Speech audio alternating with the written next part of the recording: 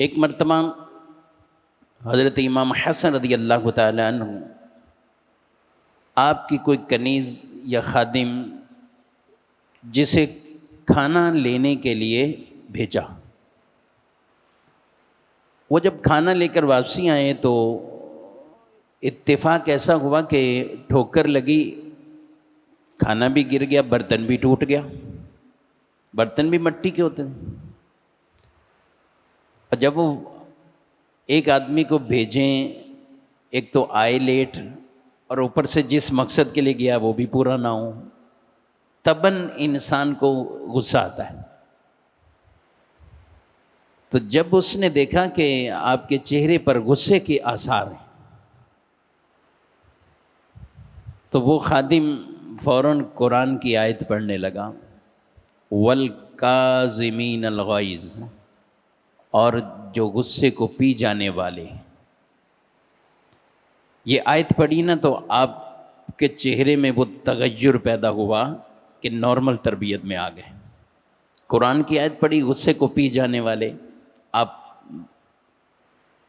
آگے اس نے پھر پڑھ دیا وَالْعَافِينَ عَنِ النَّاسِ، لوگوں کو معاف کرنے والے.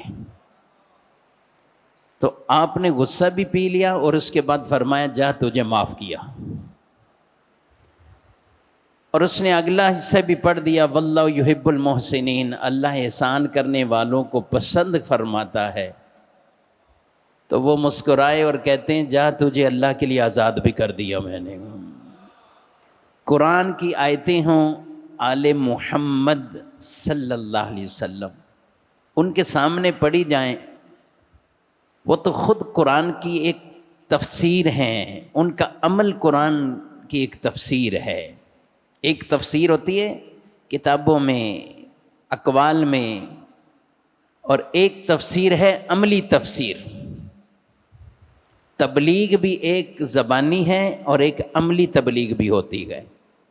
یاد رکھیں کہ زبانی تبلیغ سے زیادہ اثر کرنے والی عملی تبلیغ ہوتی ہے.